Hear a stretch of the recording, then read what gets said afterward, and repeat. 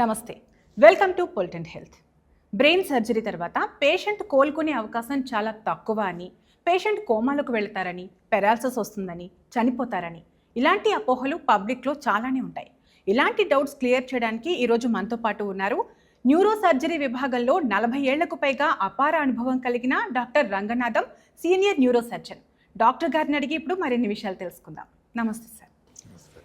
Sir, surgery తర్వాత, brain surgery తర్వాత కోమలకు వెళ్ళిపోతారు, మంచానికే పరిమితం అవుతారు అనేది మిత్ కూడా ఉంది. చాలామంది పబ్లిక్ భయపడేదే దానికోసం.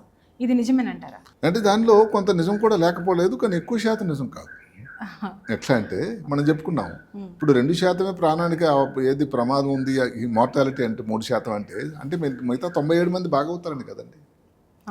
మళ్ళీ ఏదో ఆవ్యాసం మాదిరి నేనేం చెప్తానంటే, పేషెంట్ ఏ స్టేజ్లో వచ్చారు, పేషెంట్ పూర్తిగా స్పృహ లేకుండా వచ్చారు, వెంటిలేటర్ తీసుకొచ్చారు, బ్రెయిన్ ఆపరేషన్ చేయాలి, డాక్టర్ మాత్రం మ్యాజిక్ చేయలేడు కదండి.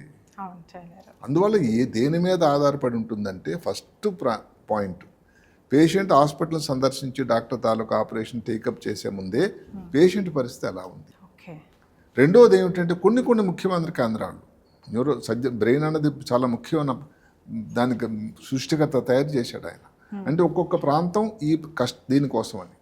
ఉదాహరణ మాట మాట్లాడడానికి ఒక కేంద్రం ఎడం పక్కన ఉంటుంది. ఆ ఎడం పక్క కానీ ఏదైనా కారణాల వల్ల మనం ఆపరేషన్ చేయాల్సి వచ్చింది అనుకోండి, రిస్క్ ఎక్కువ ఉంటుంది. దేనికి రిస్క్? మాట మాట్లాడేదానికి. వాళ్ళు కమ్యూనికేట్ చేసి చెప్పాల్సిన విషయం కష్టం అవుతుంది. అదే కాకుండా ఇప్పుడు క్యాన్సర్ అనుకోండి, చుట్టుపక్కల ఆల్రెడీ స్ప్రెడ్ అయిపోయి ఉందనుకోండి. మనం చెప్పినటువంటి 30%లో క్యాన్సర్లు ఏదైతే ఉన్నాయో, మనం ఆపరేషన్ చేసినప్పుడు న్యాచురల్ రిజల్ట్స్ అన్న అంత బాగుండవు.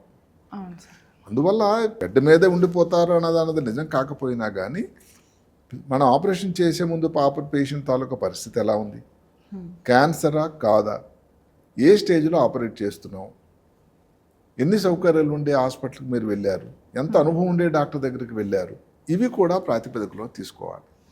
ఓకే సార్, సర్జరీ తర్వాత పెరాలసిస్ రావడానికి, అంటే చాలామంది పెరాలసిస్ వస్తుంది సర్జరీ తర్వాత అంటారు. సర్జరీ ముందు వస్తుందా తర్వాత వస్తుందా? సర్జరీ ముందే ఎక్కువ వస్తుంది.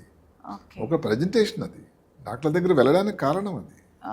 సర్జరీ తర్వాత ముఖ్యమైన కేంద్రాలు మోటార్ స్ట్రిప్ అని, చాలా ముఖ్యమైన ప్రశ్న. మోటార్ స్ట్రిప్ అని ఒకటి ఉంటుంది, సృష్టికర్త అమర్చాడు. అంటే ఈ ప్రాంతంలో ఎడమ కాలు ఎడమ చెయ్యి కంట్రోల్ చేసేటువంటి కేంద్రం కుడి పక్కన ఇక్కడ ఉంటుంది. మోటార్ స్ట్రిప్ అంటాం. అక్కడ కానీ ట్యూమర్ వచ్చిందనుకో, దాన్ని అక్కడ తీసి ఇంకో దగ్గర మనం ఆపరేట్ చేయలేం కదండి. ఆపరేట్ చేయాల్సి వస్తే కొంత తేడా ఉంటుంది. అప్పుడు ఆ ట్యూమర్ తీసినప్పుడు ఖచ్చితంగా పెరాలసిస్? ఖచ్చితంగా కాదు, కొంత శాతం. అక్కడే ఈ ఉపయోగం అంతా. ఇప్పుడు నావిగేషన్ ఉంది, మనకి క్యూసా ఉంది, డైరెక్ట్ మనం బ్రెయిన్ ముట్టుకోవట్లేదు. నావిగేషన్ అంత పూర్తిగా పాతకాలంలో కాకుండా ఆ చోట్లోనే ఉంది. ఇంకా ఆపరేషన్ టేబుల్ మీద చిన్న పీస్ తీసి క్యాన్సర్ క్యాన్సర్ ఏ గ్రేడ్ అని చెప్పే సౌకర్యం వచ్చిందండి. ఫ్రోజన్ సెక్షన్ బయాప్సీ అంటాం. అంటే ఆపరేషన్ చేస్తాం, స్టార్టింగ్ చిన్న పీస్ తీసి ఆల్రెడీ టెస్ట్కి పంపిస్తాం. 10 నిమిషాల్లో రిపోర్ట్ వస్తుంది, క్యాన్సర్ అవునా కాదా. దాన్ని బట్టి మేము నిర్ధారణ చేస్తాం పూర్తిగా తీయాలా లేదా అని. అంటే ఇన్ని సౌకర్యాలు ఉన్నాయండి. అయితే బ్రెయిన్ అన్నది పొట్ట మీద ఆపరేట్ చేసినట్టు, కాళ్ళ మీద ఆపరేట్ చేసినట్టు కాదు. బ్రెయిన్ అనేది శరీరంలోనే అన్నిటికంటే అత్యంత ముఖ్యమైన అవయవం. దాని మీద ఆపరేట్ చేసినప్పుడు కొన్ని ఇబ్బందులు ఉండడం సహజం. మరి అదే లేకపోతే సృష్టికర్త ఎందుకు అంత గట్టి కవచాన ఇచ్చాడు ఆయన?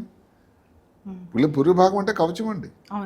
చిన్నది మనం ఏదో ఒక చాకు పెడితే పొట్టలో వెళ్ళిపోతుంది, కత్తి దూసుకుపోతుంది, ఛాతిలోకి వెళ్ళిపోతుంది. చిన్న బండ మీద పెడితే చెయ్యి ఇరిగిపోతుంది.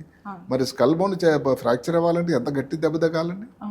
అంటే ఆ మహానుభావుడికి ఆయనకే తెలుసు బ్రెయిన్ తాలూకా ముఖ్యత, బ్రెయిన్కి ఎంత ముఖ్యం ఇవ్వాలి. ఎందుకంటే మనం అందరం ఊర్లో అంటున్నారు బ్రెయిన్ లేదురా అని. అసలు బ్రెయిన్ సరిగ్గా పనిచేసిన మనిషి ఏదైనా ఉపయోగపడతాడండి. అలాంటి పరిస్థితుల్లో బ్రెయిన్కి అంత ముఖ్యమైన కవచం అమర్చిన సృష్టికర్తకే తెలుసు. ఎందుకంటే ప్రతి ఏరియా, ప్రతి చోటు, అసలు మామూలుగా కొన్ని dominant, non dominant, useful, not useful అని మాట్లాడుతున్నాను. నిజానికి బ్రెయిన్లో ప్రతి మిల్లీమీటర్, ప్రతి సెంటీమీటర్ భాగం కూడా ముఖ్యమైన భాగం. అలాంటి దాని మీద ఆపరేట్ చేస్తూ చేయబోతూ ఏం రిస్క్ లేదని ఏ డాక్టర్ మాత్రం ఎలా చెప్పగలరండి. కాబట్టి బ్రెయిన్ అన్నది ఇన్హరెంట్గా స్వభావికంగానే కొన్ని ఇబ్బందులు ఉండేటువంటి అవయవం. ఒక స్ప్లీన్ మీదో, ఒక లివర్ మీదో, లేక కిడ్నీ మీద చేసే ఆపరేషన్ లాగా ఉండదు రిజల్ట్. అది కూడా గమనించాలి. అయితే దానివల్ల ఏదో ఇప్పుడున్న సౌకర్యాల వల్ల పర్సంటేజ్ ఒకప్పుడు 50% రిస్క్ ఉందనుకోండి, ఇప్పుడు 5%, 10% అయింది. అంతే కదా. 10% రిస్క్ ఉంటుంది అంతే. అందువల్ల ఏదో ప్రతి పేషెంట్ బెడ్ మీద ఉండిపోతాడు, అన్కాన్షియస్ అయిపోతాడు. నేను చెప్పాను కదా, ఆపరేషన్ చేసుకోవడమే కాదు, ఎంత తొందరగా నేను ఆఫీస్కి వెళ్ళాలని రెడీ అవుతున్నాడు. రికవర్ అవుతున్నారు. 2026 రోజుల సంగతి అది. ఓకే సార్, బ్రెయిన్ సర్జరీ చేసుకుంటే వచ్చే ఇబ్బందులు, వాటి గురించి పబ్లిక్లో ఉన్న అపోహలు మీరు చాలా క్లియర్గా ఎక్స్ప్లెయిన్ చేశారు. చాలా కంప్లీట్ ఇన్ఫర్మేషన్ ఇచ్చారు. Thank you sir. నమస్తే. నమస్తే.